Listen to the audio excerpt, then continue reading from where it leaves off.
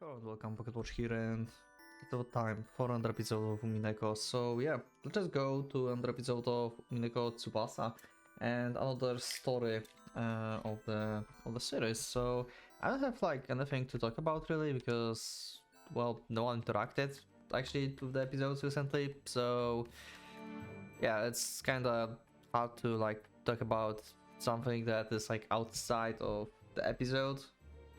But yeah, okay. Anyway, let's just like go to the next episode because we want to talk about Umineko, right? So let's go with GOHDA. Notes from the certain chef. GOHDA's employed as the sole chef of Rokenjima. In this notebook, he recounts the ghost stories of the Ushirime family mansion. Okay, let's go. So this is probably going to be about Beatrice leaving windows open or something. I'm writing things down so that I can forget them. Nice philosophy. I hope that only I have to know about any of this. Miscellaneous notes. Okay.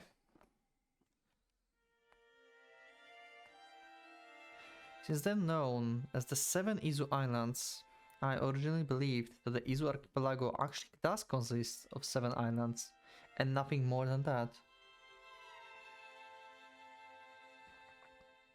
At first I was told that Rokenjima was a rather small island.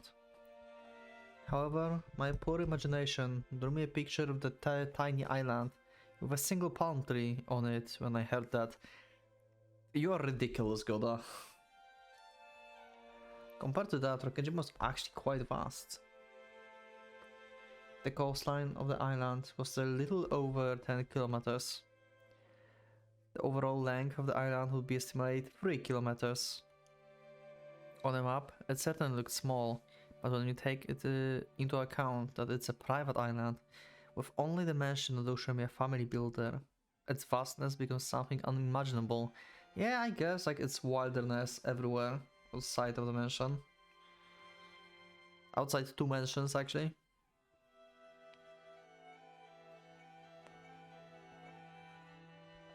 I often remember how the presence of the imposing mansion on the other side of the beautiful rose garden greatly surprised me when I first arrived here.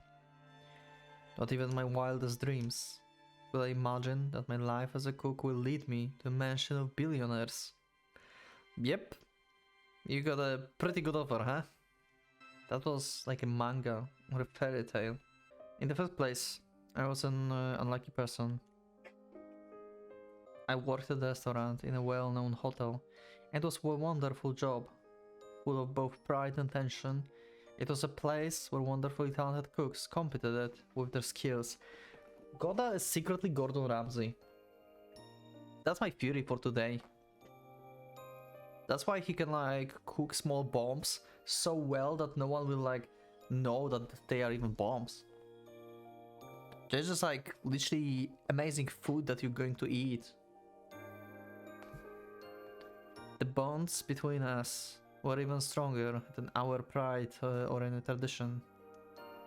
But everything collapsed when the head chief, who united everyone with his strong charisma, suddenly retired due to illness. Yeah, losing the charismatic leader is like your morale is going down really fast. For us cooks, our skills and pride mean everything. And the only people who can respect are cooks that surpass us. We can respect our cooks that surpass us. That's why, under this head chef control, we all performed our work as one. No matter how impatient, inflexible, or young we were. So perhaps that was an inevitable consequence of the head chef suddenly retiring. We have a split into several factions. We expected the most popular person in the kitchen to become the next head chef. He was slightly evaluated for his achievements, skills, and leadership over the enthusiastic juniors. However, he was also strong-willed. He didn't get along well with the hotel management. The management needed a cook who would show acceptable skills within suitable budgets and deadlines. Not someone who could produce an amazing result at the cost of ignoring those. Yeah, pretty much. It's business. This kind of sucks, right? Like, you have a passion for something, and your work basically just is not like allowing you to express yourself or anything.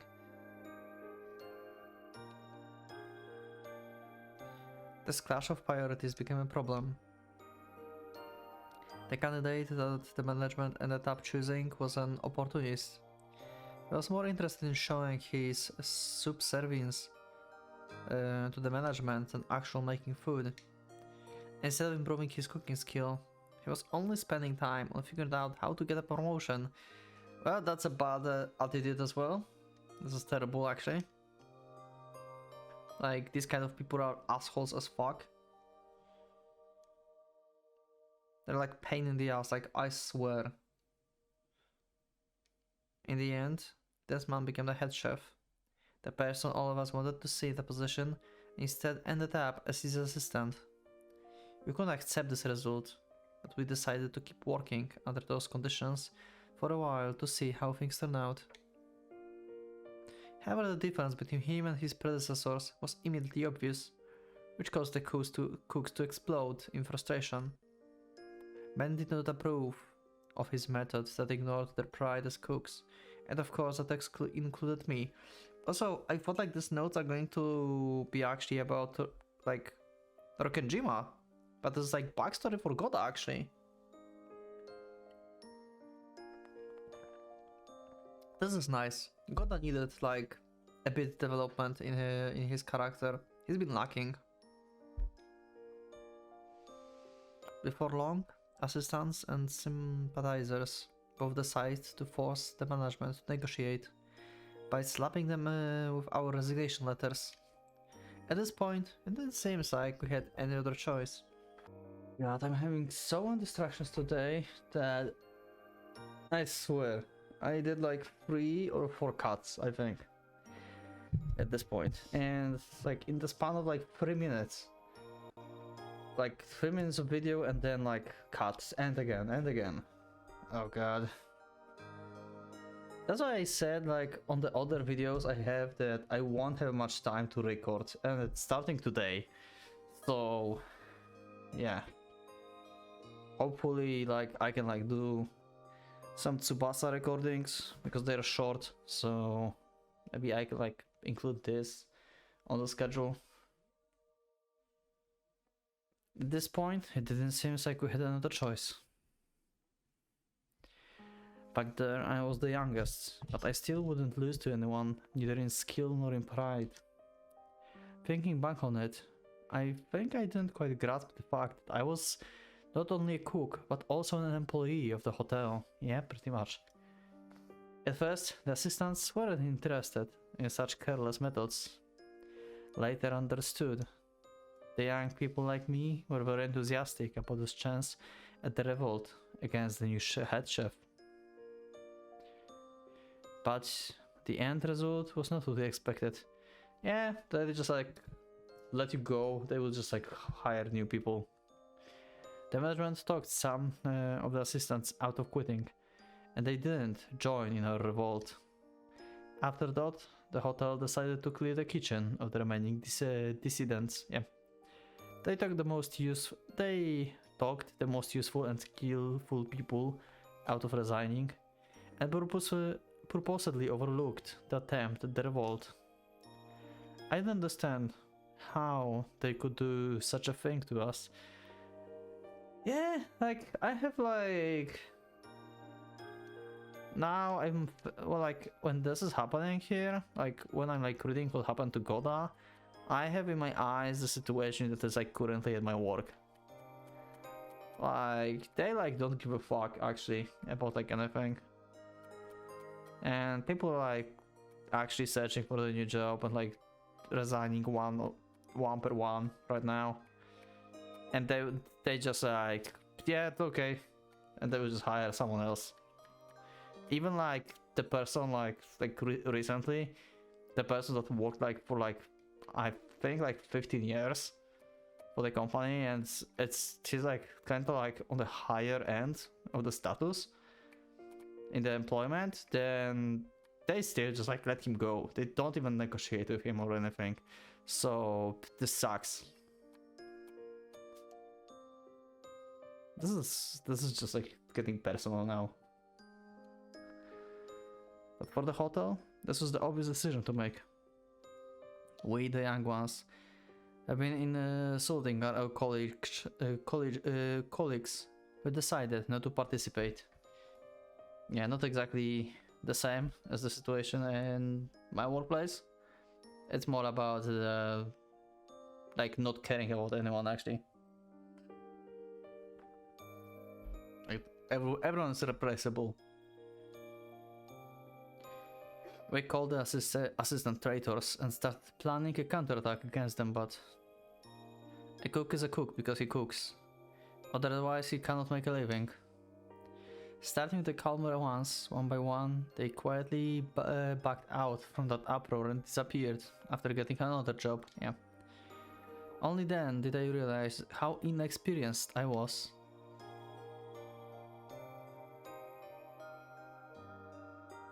The title of the former cook in prestigious restaurant can be both a weapon and a burden. Finding a new job wasn't easy. I tried to find employment at the restaurants and hotels of the same level, but all participants of the industry have strong horizontal bounds. Details of all the trouble we caused were already well known, and I heard there were even some circulating letters that stated that if they hired anyone who was involved, the relations would have been reconsidered. Okay, this is such a bullshit behavior. This oh no, oh god. This is terrible. There was nothing indicating that I could call myself a cook ever again. What the hell? This sucks. And one day, suddenly, I got a call from a young man who sympathized with me and resigned at the same time I did. Oh? He told me that a certain multimillionaire was looking for a life in cook. Young man who sympathized with me and resigned at the same time I did? Who? I mean, the only one who I think like can invade GOHDA is Genji, but GOHDA is young at that point. Like, actually, Genji is also young, I guess. He's just older than GOHDA. Yeah. But Genji, is it Genji? Wasn't he in Vietnam? Actually, no, he's not. He's actually a Kenjima now. Right? When did he quit? Okay, this is not Genji. Who is it? The pay wasn't bad at all, but I got impressions that the working conditions would be rather severe. Actually, now I think about this, servants are rotational on Rokenjima, right? They said that. So it just probably is like one of his colleagues that also got to work there or something, or he just like, or maybe not work, but he got info that they're looking for a cook. Okay, could be that. Let me know in the comments, what do you think, maybe. Who told him that? The young man told me this to return a past favor. Okay, so this is like one of his colleagues actually, it's not Genji. Okay, never mind then. Sorry to bother you. From what I understood, they were looking for the full-time and very skillful cook. However, very skillful cooks would usually already have a job that wouldn't leave them any free time. They would also have bonds of gratitude with their workplace, which means they would never thoughtlessly resign just because pay somewhere else was better. In other words, it was a perfect job offer for someone like myself. Working as a full-time cook on the remote island didn't sound bad. Besides, my financial situation didn't allow me to be picky anymore. Furthermore, such a high status would satisfy my youthful pride.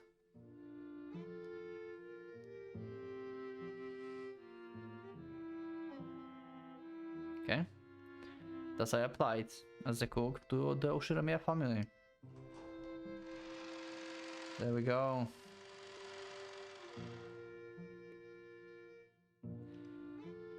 10 more were gathered there besides me. Oh, that was actual selection? Or like all of them are working there? Because this is the rotational system, right? Like they rotate who is on the duty on the day or week or whatever the schedule they have.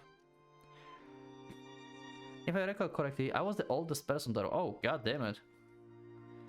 I thought I was still young, and being among a bunch of people younger than myself was awkward. But the young ones had a lot of inspiration. If they had more experience, they would probably become wonderful cooks. In terms of experience, I really had the upper hand there. Also, I was highly valued for my skills when serving the customers, which I learned with the previous head chef. The difference between a cook that never leaves the kitchen and the cook that brings food out to VIPs and even chats with them is obvious. Yeah, he can like total different like social skills, and he appears as the better, like he can like sell his cooking basically, you know. He's not just like in the kitchen cooking stuff and then just like here, oh that was bad. No, he just go in, talk, describe his dish, hoping that they have a wonderful time and stuff, you know. He's just selling his dish, so it's like, you know, like mentally it feels even better to eat. God was actually better than I thought. That's why I felt that I would get this job. There was still the chance they would pick someone young because habits from other workplace will cause trouble. Or something like that. In the end, it was really up to luck. Later, Madame Natsuhi told me she gave the final word that I would get the job. And I could see a smile on her face. Aww. Thus I became the full-time cook who would serve the Ushimiya family. For the duration of the contract, I could not offer any food to anyone except this family, which helped stimulate my pride even more. Nobody will see my cooking except the Ushimiya family. Not bad. And thus, started my second life at the Rokkenjima mansion. Okay. Well, my troubles as a cook, as a servant would be tedious to read and interesting thing to keep writing about.